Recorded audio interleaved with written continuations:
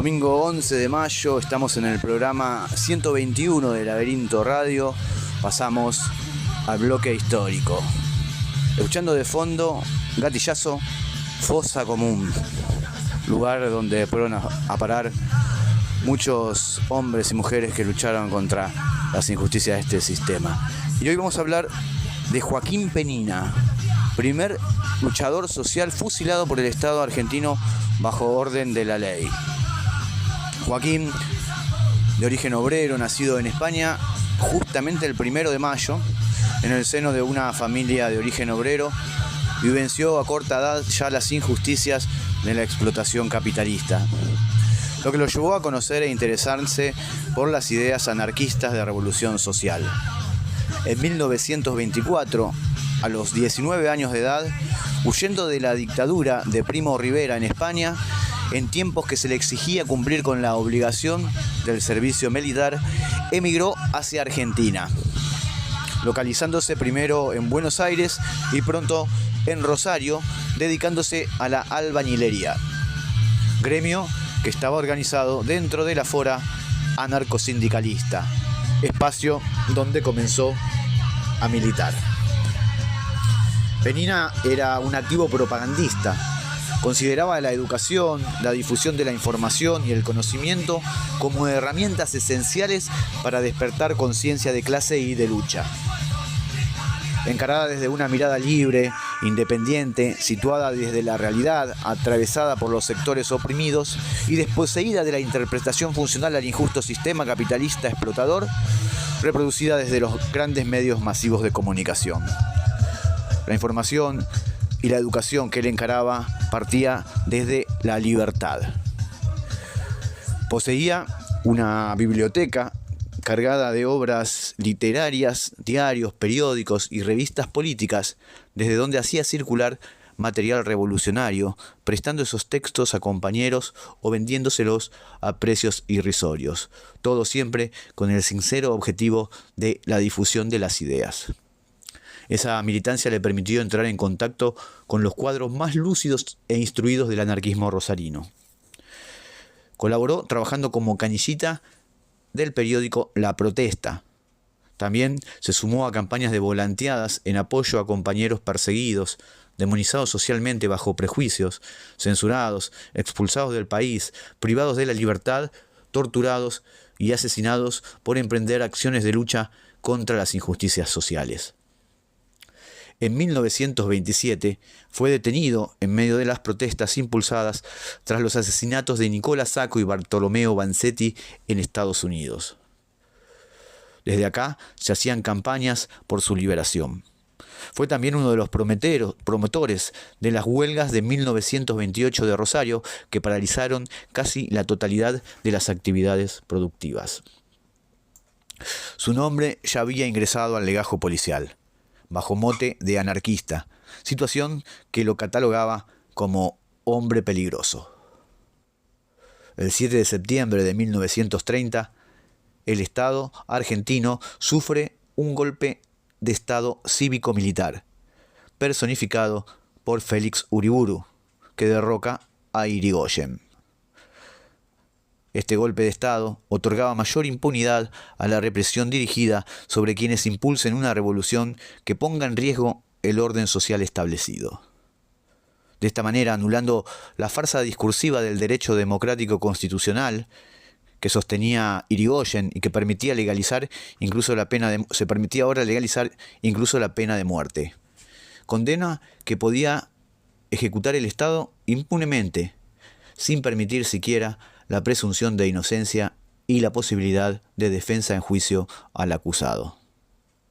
Expresamente, el bando militar dictado por Uriburu rezaba: todo individuo que sea sorprendido en fraganti delito contra la seguridad y bienes de los habitantes o que atente contra los servicios y seguridad públicas será pasado por las armas sin ninguna forma de proceso. 2 días después del decreto, Joaquín Penina fue detenido de manera ilegal, sin que quede registro escrito, al momento de ser encontrado distribuyendo panfletos contra el reciente proclamado gobierno dictatorial de Uriburu.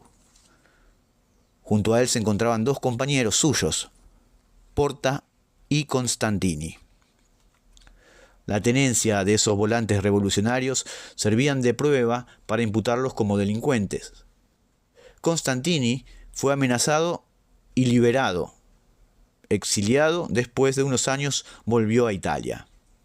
Porta fue llevado a la seccional del Cruce Alberdi, cuyo funcionario se negó a matarlo y le permitió que se fugara. Más tarde, Porta regresó al pueblo natal de Penina, donde era él también, donde pudo testimoniar e informar lo ocurrido. Pero Penina no correría la misma suerte. Su situación, agravada por el hecho de su militancia en la Fora, su acción desde la biblioteca y sobre todo la tenencia en su poder de un mimeógrafo, instrumento que permitía copiar textos e imágenes, fueron suficientes para que se le arme una causa, catalogada bajo delito infraganti por la autoría e impresión de esos panfletos subversivos, excusas suficientes para poder eliminarlos sin derecho a juicio justo. Así entonces el Poder Judicial, cómplice de la dictadura, después de rechazar los habeas corpus y los recursos de amparo, avaló el asesinato, que fue ejecutado de forma inmediata. La madrugada del 10 de septiembre, 3 días después de ser arrestado, el detenido fue conducido desde la jefatura de policía hasta las orillas del arroyo Saladillo, donde fue fusilado al grito de ¡Viva la anarquía!, por el pelotón 11 del Regimiento de Infantería, que estaba a cargo del subteniente Jorge Rodríguez. Penina era aniquilado desde la oscuridad, fusilado por la misma dictadura que contemporáneamente se vanaglorizaba públicamente desde los grandes medios masivos de comunicación de ejecutar bajo pena de muerte a Severino Di Giovanni y a Paulino Scarfò, quienes eran expuestos públicamente como criminales, acusados y condenados socialmente por sus acciones, antes despojadas de sus sinceras intenciones y valores humanos que fueron tergiversadas bajo prejuicios instalados para señalarlos como criminales peligrosos. Penina, al contrario, no era ante los ojos de la sociedad ese hombre peligroso, anarquista, expropiador, violento, tirabombas, como lo eran Severino y Paulino Scarfò. Penina solo era un obrero anónimo, militante de segundo orden de la vertiente pacifista del anarquismo. Al momento de su detención no se le encontró arma que pudiera atentar contra la integridad física de nadie, que pudiera justificar su condena a muerte.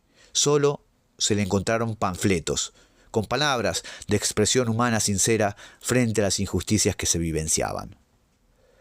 Pero aunque su imagen no podía presentarse públicamente como un peligro social, como la del escrachado Severino, la acción de Penina, desde la difusión de ideas revolucionarias, molestaba desde las sombras al poder. Por esos motivos su fusilamiento fue decidido, considerando que su destino debía ser ejemplificador para meter miedo y aniquilar a quienes catalogaban como agentes que pueden fomentar el riesgo de subversión. Ante la ausencia de pruebas que justifiquen frente a los ojos de la sociedad su condena marcial, la misma se ejecutó de forma clandestina, ilegal, oculta. Así, las fuerzas represivas, actuando desde las sombras, amparadas por la impunidad, fusilaron, dieron muerte física y borraron evidencias de la ejecución de Joaquín Penina, convirtiéndolo en el primer fusilado político ejecutado por el Estado en la región argentina. Su cuerpo terminó siendo desaparecido, según dicta la antigua tradición de pretender ocultar bajo la alfombra la eliminación de quienes son tildados de subversivos. Pero su cuerpo fue localizado años después en una investigación del diario Democracia, quienes encontraron que su cuerpo fue sepultado como cadáver NN en el cementerio La Piedad. Años después, el jefe de pelotón de fusilamientos, el subteniente Jorge Rodríguez, el cilingo, el arrepentido, contó después cómo se llevó a cabo el crimen y describió los últimos momentos de vida de Penina. Así era relatado su testimonio. Fue bajado del camión y sintió el ruido de las cargas de las pistolas. Entonces yo, que lo tenía a un paso, lo vi abrir los ojos en mirada de asombro y rápidamente comprender. Dio un medio paso atrás y le vi morderse el labio inferior, como si prefiriera sentir el dolor de su carne, mas no el temor. Yo iba detrás. Desde que lo había visto bajar, en mi frente y en mis ojos sentía que se había posado un velo de extrañeza y de irrealidad. No quise prolongar la valiente agonía de ese hombre. Ordené: ¡apunten! Entonces el reo giró la cabeza hacia la izquierda y, mirando con odio al grupo que presenciaba, gritó: ¡Viva la anarquía! Su voz era templada. Yo no vi temor. ¡Fuego!, ordené sin ver ya nada. 3 tiros. Después de describir cómo le dio él mismo el tiro de gracia, agregó el subteniente: todos nos acercamos hasta donde estaba el cadáver y alguien dijo: fue un valiente hasta último momento. Vestía pobremente, zapatos de caña, pantalón no sé si de fantasía o marrón oscuro, un saco también oscuro. Era rubio y de pequeña estatura. Representaba unos 25 o 26 años. De sus bolsillos se sacaron 2 o 3 galletas marineras muy duras y en parte comidas, y un giro de 5 pesetas para un hermano de Barcelona.